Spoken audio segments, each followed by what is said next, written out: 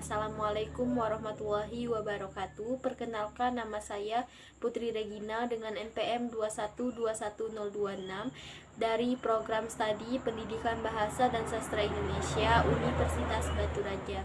Di sini saya akan membuat video tentang materi perbandingan antara kesalahan dan kekeliruan bahasa. Seperti yang kita ketahui bahwa kesalahan bahasa itu adalah pelanggaran terhadap aturan baku bahasa, yaitu baik itu tata bahasa, ejaan, tanda baca, kaidah kebahasaan, dan lain-lain. Seperti saya akan kasih contoh satu, yaitu saya makan nasi goreng. Benar tidak itu? Itu salah ya.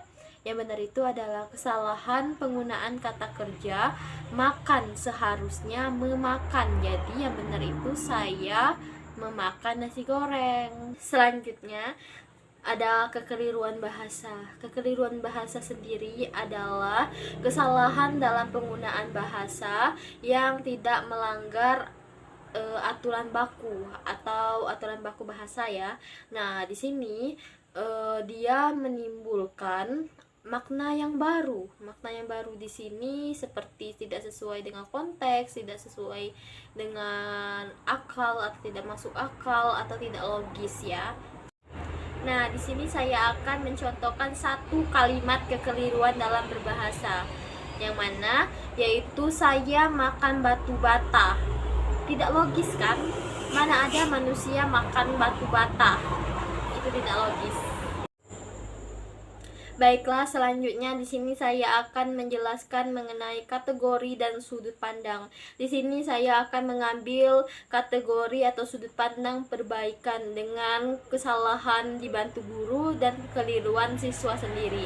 Artinya, kesalahan itu adalah penyimpangan dari kaidah yang diidentifikasi dan dikoreksi oleh guru itu sendiri. Siswa atau peserta didik tidak menyadari atas kesalahannya, maka dari itu guru dapat mengidentifikasi dan memberikan perbaikan kepada peserta didik tersebut. Contohnya, saya akan mengasihkan kalimat yang dapat dipakai ya oleh guru. Misalnya, aku akan mengarahkan kepada siswa untuk menggunakan saya dalam konteks. Misalnya, nah, kesalahan bahasa kata aku dan saya tadi saya contohkan. Misalnya, aku pergi ke sekolah dengan sepeda. Seharusnya lebih tepat itu menggunakan saya pergi sekolah dengan sepeda ya.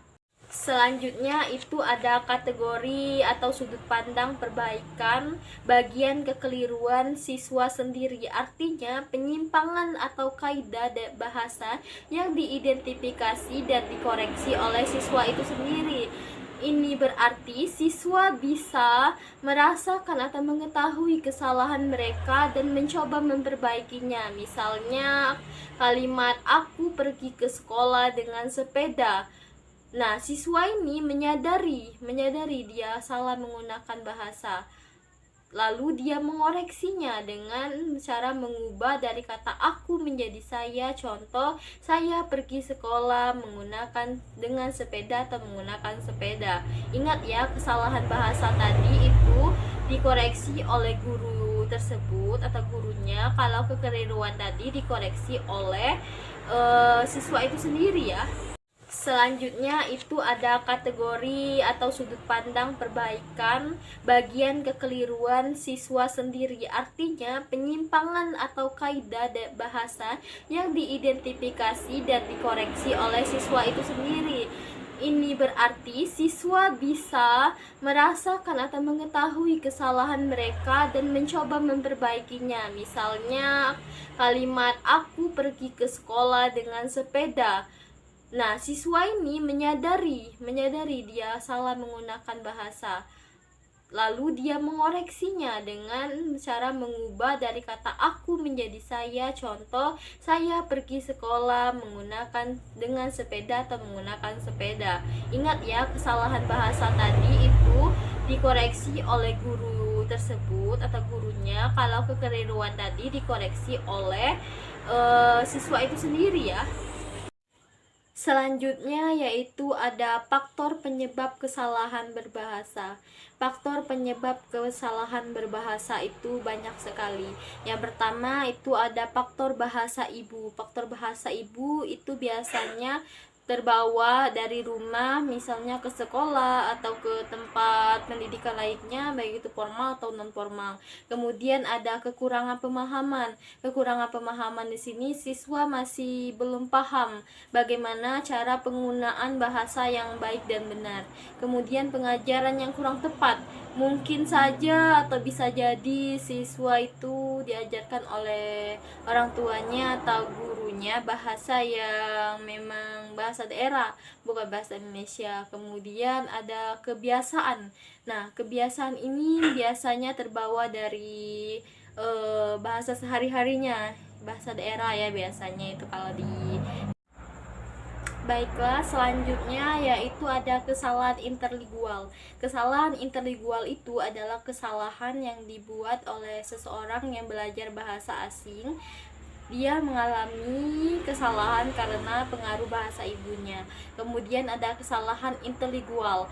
Intralingual. Kesalahan intralingual itu adalah kesalahan penggunaan bahasa kedua yang belum memadai. Kemudian penggunaan bahasa asing. Penggunaan bahasa asing itu biasanya siswa menggunakan bahasa yang belum dipahaminya ya, tapi dia sudah menggunakannya.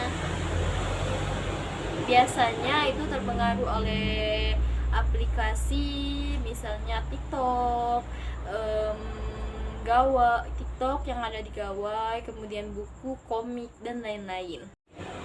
Oke, selanjutnya kita akan fokus pada aspek fonologi, morfologi, sintaksis, semantik, dan wacana dalam penggunaan bahasa Indonesia. Yang pertama ada fonologi. Fonologi sendiri adalah kita bisa menemukan kesalahan penggunaan bahasa Indonesianya dalam pelanggaran terhadap bunyi atau aturan bunyi bahasa Indonesia, seperti pengucapan yang tidak pengucapan yang salah, atau pengucapan pada penekanan yang salah, atau pelafalan yang tidak tepat atau tidak sesuai. Selanjutnya saya akan memberikan contoh dari fonologi, yaitu saya melek. Saya melek itu harusnya digunakan dengan kata melihat ya. Saya melihat, bukan saya melek. Selanjutnya keliruan dari bagian fonologi sendiri itu adalah penggunaan bunyi yang tidak umum atau tidak standar, meskipun tidak melanggar aturan atau baku ya, aturan baku, tidak melanggar aturan baku, tetapi menimbulkan ketidakjelasan ini atau kesalahpahaman ya. Nah, misal saya akan contohkan, dia ngomong apa, itu salah ya. Yang benar itu harusnya dia mengatakan apa. Kemudian ada lagi contohnya, mereka nggak datang. Nah, harusnya itu mereka tidak datang, bukan menggunakan kata nggak tapi tidak. Kemudian dia ngomong tadi bukan ngomong tapi dia mengatakan. Oke? Selanjutnya saya akan memfokuskan juga pada bagian atau aspek morfologi, yang dimana ada juga kesalahan, kekeliruan, dan saya juga akan memberikan contoh. Yang pertama ada kesalahan bagian atau aspek morfologinya, yaitu pelanggaran terhadap aturan pembentukan kata seperti penambahan awalan, imbuhan, akhiran yang sering salah. Kemudian ada juga penggabungan kata yang tidak sesuai. Contohnya, dia menunjuki jalan, harusnya menunjukkan bukan menunjuki. Kecepatan, harusnya digabung ya, kecepatan bukan kecepatan. Kemudian kita lanjut pada kekeliruan pada bagian morfologi, yaitu penggunaan kata yang tidak sesuai maknanya atau konteks, meskipun pembentukan katanya sudah benar ya. Nah, contohnya dia membaca buku di kelas. Harusnya dia belajar di kelas. Kemudian, jika maksudnya adalah belajar di kelas, jika maksudnya belajar di kelas ya. Selanjutnya, dia mencari pekerjaan. Dia mencari pekerjaan itu harusnya dia melamar pekerjaan ya. Nah, kemudian ada sintaksis. Sintaksis di sini itu ada kesalahan dalam pelanggaran terhadap aturan struktur kalimat, seperti urutan kata yang salah, penggunaan kata penghubung yang tidak tepat, atau kesalahan dalam penempatan klausa. Nah, kemudian di sini saya akan memberikan contoh seperti dia makan nasi goreng cepat-cepat. Harusnya dia cepat-cepat makan nasi goreng. Selanjutnya dia datang ke rumah kemarin. Harusnya dia menggunakan kata dia kemarin datang ke rumah. Selanjutnya itu ada bagian kekeliruannya. Bagian kekeliruannya itu ada kalimat gramatikal yang benar namun tidak logis, tidak sesuai dengan konteks atau makna. Contohnya, dia makan sepatu. Itu tidak logis ya, karena manusia tidak mungkin makan sepatu. Dia pergi sekolah dengan naik pesawat. Tidak mungkin setiap sekolah naik pesawat ya, itu tidak mungkin. Selanjutnya ada bagian atau aspek semantik. Aspek semantik sendiri kesalahannya itu biasanya pada penggunaan kata yang tidak sesuai dengan makna atau konteks.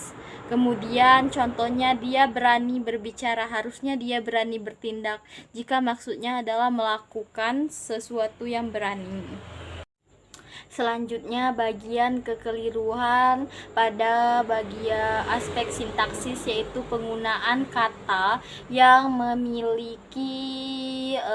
memiliki makna ganda dan menimbulkan ambiguitas. Contohnya seperti dia mencari uang. Apa maksudnya itu? Cari pekerjaan atau cari harta benda? Apa ya? Nah, kemudian ada wacana. Aspek wacana sendiri itu kesalahannya ada di bagian pelanggaran terhadap aturan kohesi dan koherensi dalam wacana. Dalam wacana seperti penggunaan kata ganti yang tidak tepat. Baiklah, itu tadi rangkuman materi tentang kesalahan dan kekeliruan berbahasa dalam konteks atau kategori atau sudut pandang perbaikan dalam konteks fonologi, morfologi, sintaksis, dan wacana. Apabila ada salah kata atau salah arti maupun salah makna, saya mohon maaf. Kepada Allah saya mohon ampun. Wassalamualaikum warahmatullahi wabarakatuh. Terima kasih.